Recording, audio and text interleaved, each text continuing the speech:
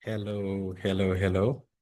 I am Engineer Dere Yusuf Umar of Informed Generation Technology. The last time I did a video on the MEX Japan Teacher Training Scholarship, and I promised to make a video on the Turkish scholarship.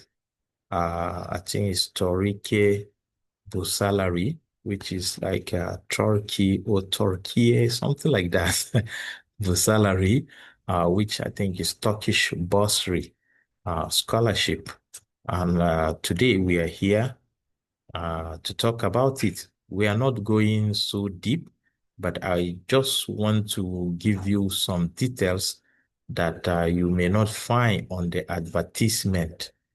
What is going to encourage you? This thing is not so difficult. It's not something that some people or nobody has done before or achieved.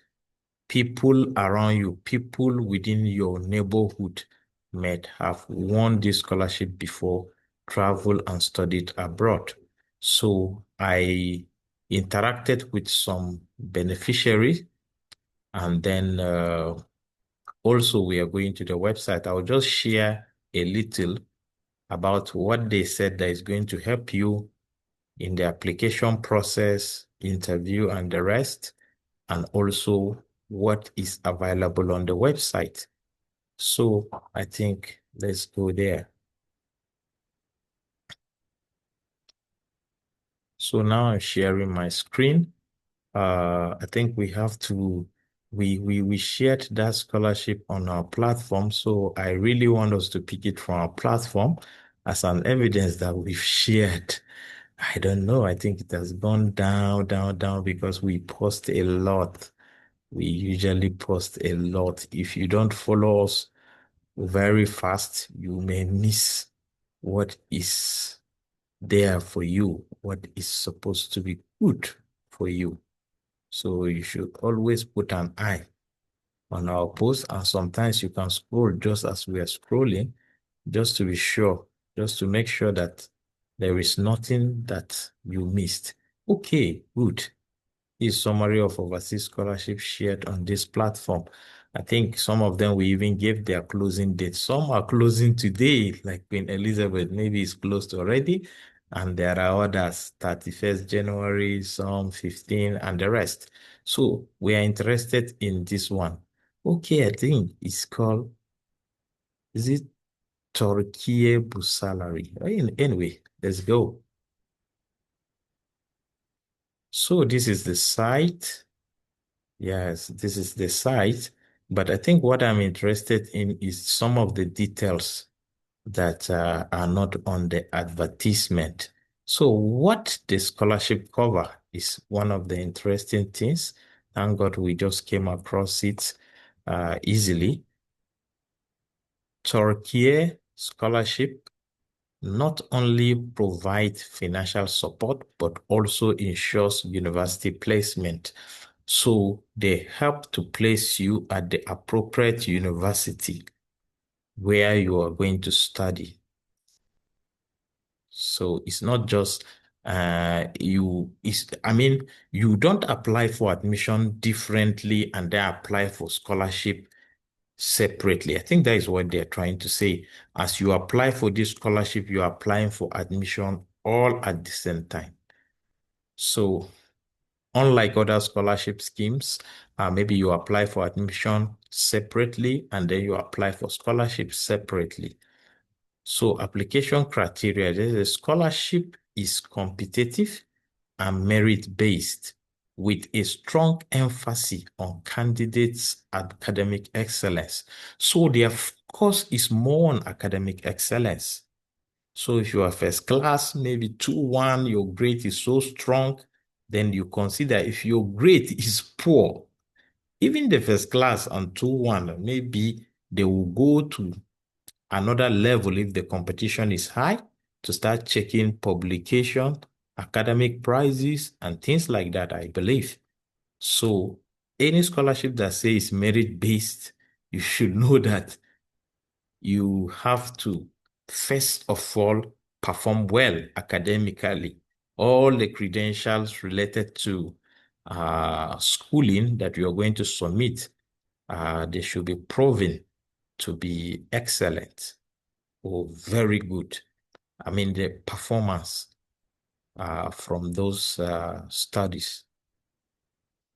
Because there are other scholarships whose focus on something else. Maybe they are focusing on both academic excellence and leadership. Or some are just focusing on leadership, on your skills, your talent, or as far as you are qualified for the scholarship, as far as you are just qualified to be admitted, they are going to give you that opportunity. So uh, for this one, is clearly stated about the academic excellence. So I think we need our members whose academic performance are good, are excellent to apply. So he said how to apply. Applications are received online through the online application system, free of charge. It is free of charge unless you are lazy, you want to pay somebody locally. Yeah. But if you see any link online that it linked you somewhere to pay money, then it's a fake link. So here you can search for educational programs roughly. Let's say, for example, accounting, or let's just search for my field, man, computer engineering. Okay, I can see computer engineering. What level? Let's say master degree. I don't know their cities. So, and since it is not compulsory, you can go down to language. What the hell? I'm not seeing English here. Maybe this is English, right?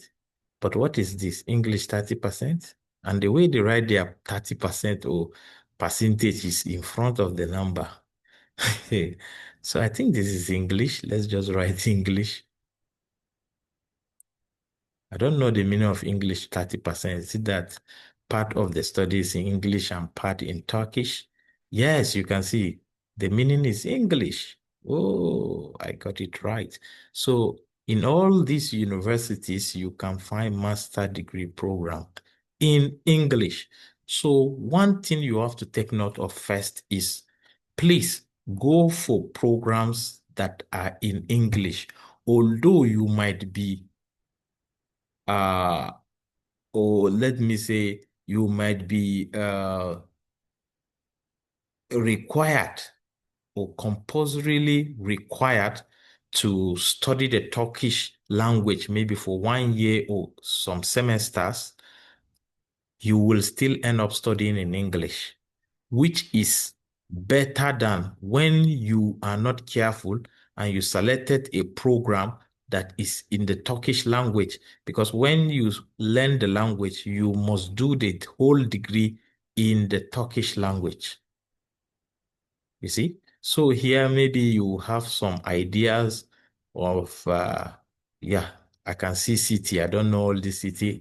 Antalya. You can go to Google Map and check where is it, read some things about it, like that, like that. What is like the standard of living in that place and some things like that. If you want to run away from high cost, maybe you run away from the bigger cities so that anytime you just want to rock the city, you just visit and you leave. Yeah, maybe you go to some countrysides or some smaller cities that you can afford, right? Ankara, like that, you check. And then I think their choices, when I applied some years ago, were up to three. Yeah, I think three or so. You are going to select up to three programs, something like that. So please be very careful about that language selection. The next thing I think we need to know about the word of the scholarship. How much do they pay and some other details. Here, okay. Okay, this criteria I think we already read. Okay, no. This is the most important thing we are looking for. It's right here.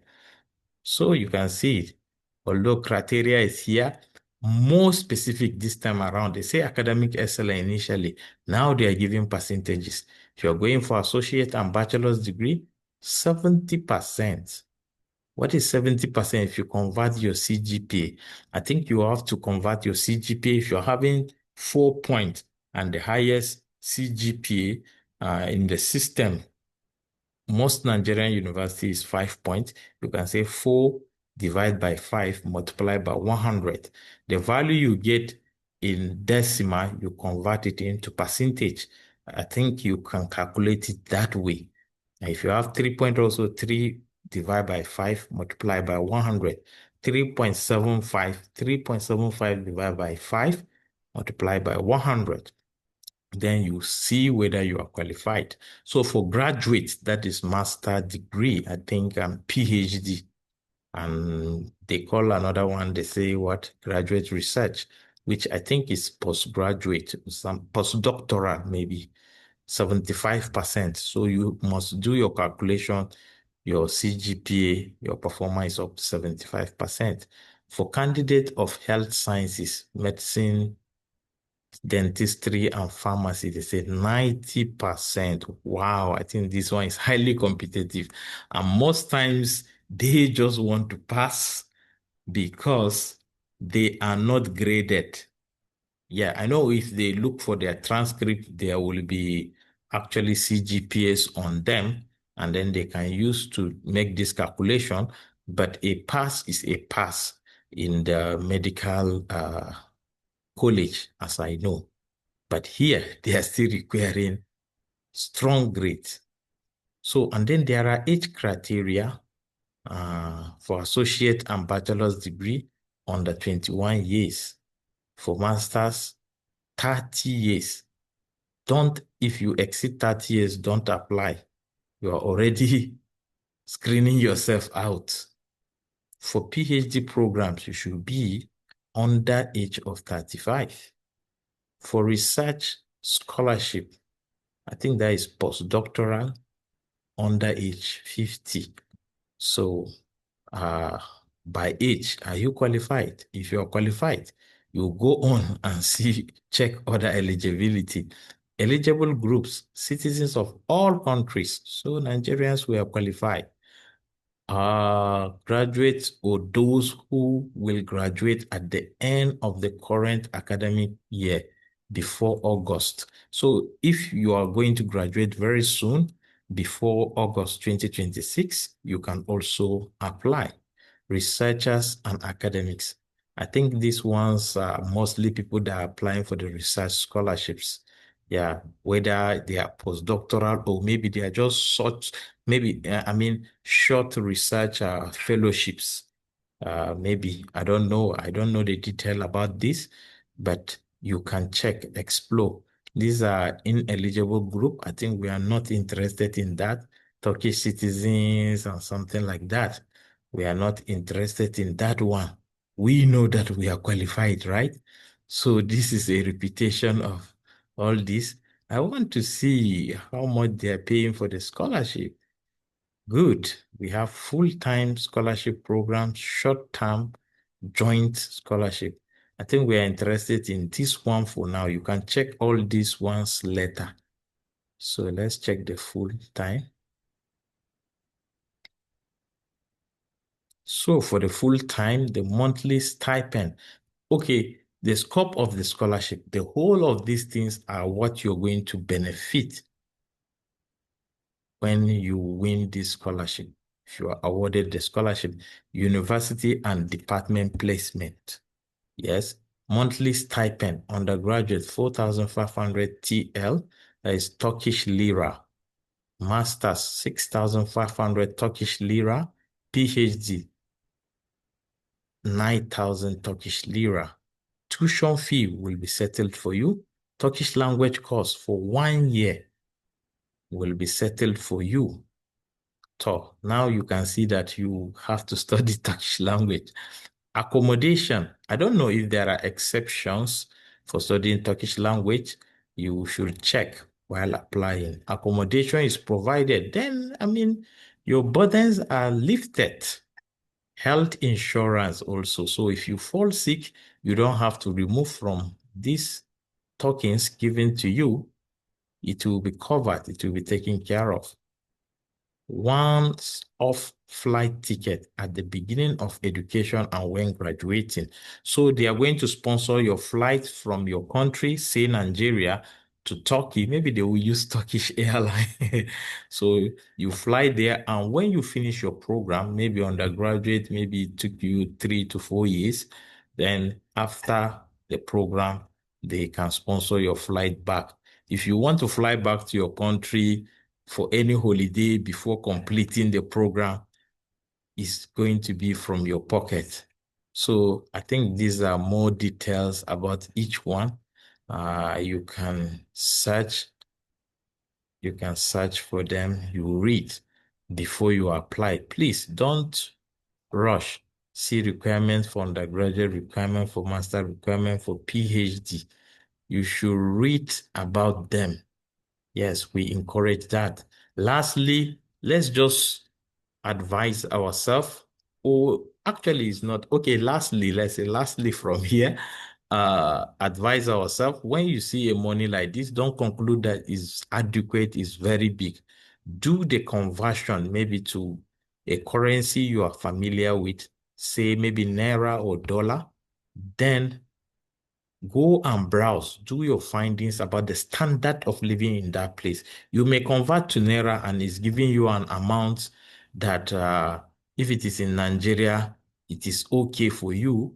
But then, what of if the standard of living in that country is higher than the one in Nigeria or in your city in Nigeria? So let's say TL to Naira. So you just do this small survey.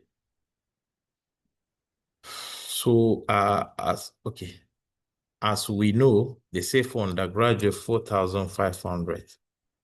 So 4,500 is basically 147,000 or approximately 148,000. And then we don't know the standard of living.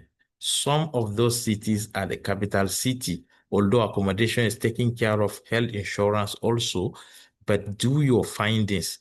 If it is not adequate, I don't discourage you from applying this scholarship.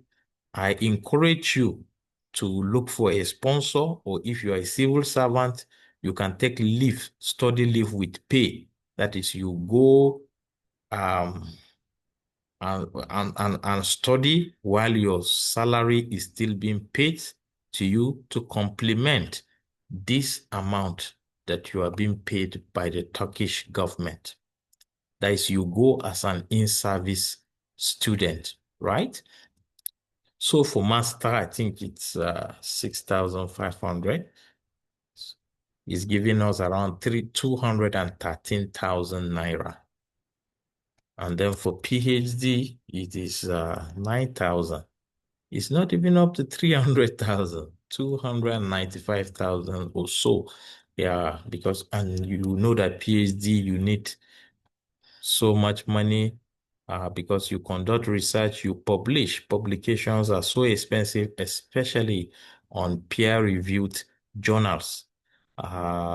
So you have to look for additional funding source, especially if you have family and the rest. Maybe you leave them behind or you want to move with them in Turkey. I don't know all those details, but you should find out if you can also move with your family and things like that. And for undergraduate, I really encourage you, if you can study in the Turkish language, why not? Try to learn another international language plus what you already know. Maybe it will help you. Maybe you even get employment there in Turkey or nearby country because of that language skill. Yes. And then your brain is still sharp. So that is why I'm not recommending for those going for master and the rest. So lastly, I have said lastly before, I'm saying lastly again. However, this is the last one. I just want to share from my book, my ebook titled Effective Scholarship Search, and it is available for sale on seller.com. From my interaction with people who won this scholarship in the past, I wrote down this. So let me read directly from the book. It says questions about the candidate's educational background, career goals, and their choices in Turkey are usually asked. That is at the interview, followed by the verification of credentials.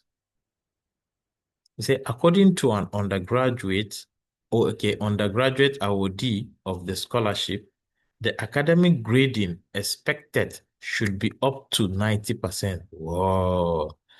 Anyway, we have seen for this year, 90% is just for medicine and surgery and the rest. So 70% for undergraduate and associate degree and 75% for master's. So don't panic if you are not in the medical field. Say his chances for selection were boosted because he submitted additional qualifications. Do you have additional qualifications? He said additional qualifications, both academic and non-academic. Say certification from extracurricular activities. It's a quality letter of intent. So you should really work on your letter of intent. And then attendance of conferences. He attended some conferences. I believe they are academic conferences. And then he say, and a good and simple explanation of why he deserved to be awarded the program he chose. So you should know why. In a simple way, I'm sure that these people cannot speak uh, big grammars in English. So be simple. Speak good and simple English. Explain yourself, what you have written to them. Don't just submit the form without you knowing what you have submitted. You can even print the summary, or you can do some screenshots before you submit so that you can say things that are related from what you have submitted during application.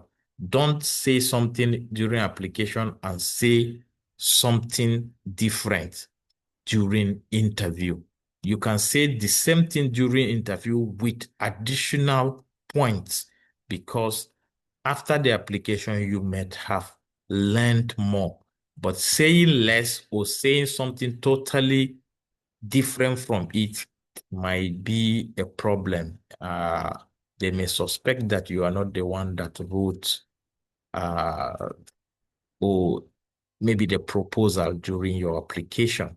So I will stop here. I'm wishing you the best. Please apply. We are waiting for your testimony on our platform. We are waiting for you. Bye.